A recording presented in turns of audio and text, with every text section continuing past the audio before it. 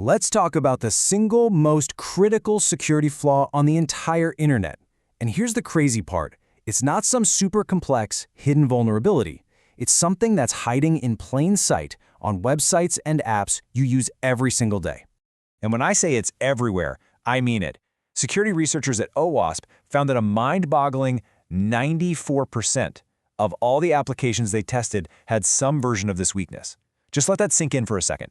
That means almost every digital service you use probably has this flaw. And believe me, this isn't just a theoretical problem.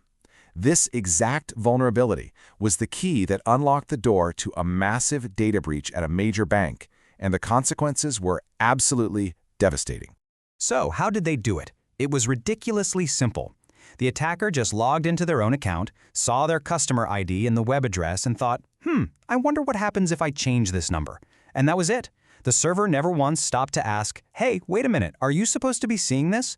Just like that, the floodgates were open. Over 100,000 customer records got exposed, and the bank was hit with more than $50 million in fines. A multi-million-dollar disaster caused by changing a single number in a URL.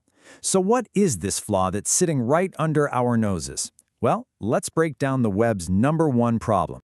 It's called broken access control. And the most important thing to get here is that this isn't about whether you can log in or not.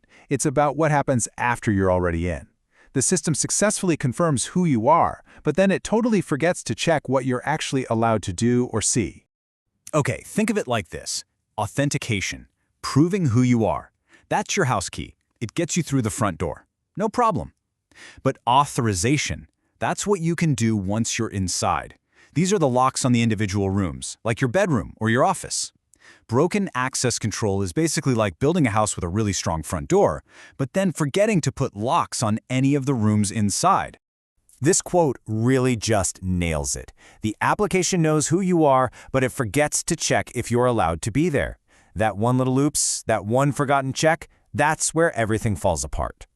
So how do attackers actually take advantage of this? You're probably picturing some complex, movie-style hacking scene, right? The truth is, it's often way simpler than that.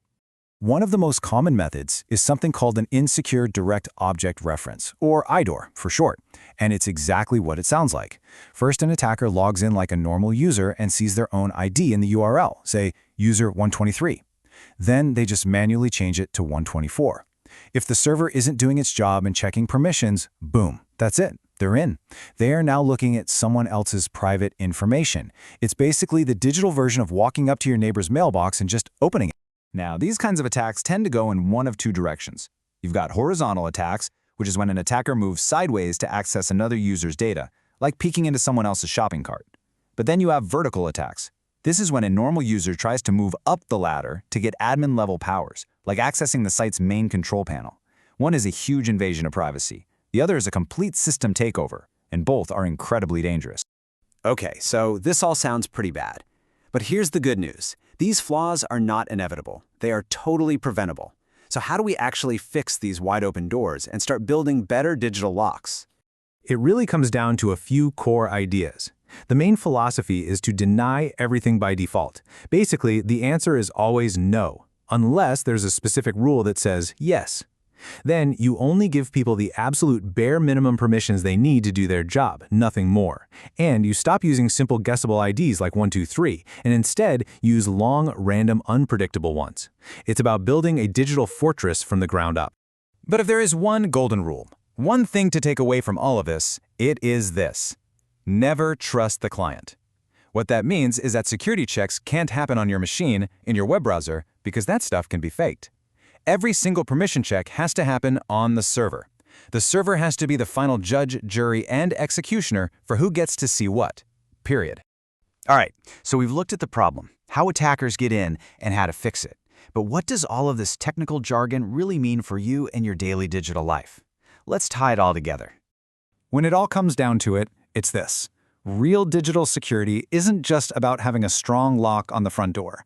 It's about making sure that every single room inside your digital house, your private messages, your photos, your financial info, has its own strong lock, and that you and only you have the key. So I'll leave you with this final thought. Your entire digital life is sitting behind countless doors at all these companies you use every day. The question is, are they just checking your ID at the front gate, or did they actually bother to lock all the doors inside? Do you really know who holds the keys? It's something worth thinking about.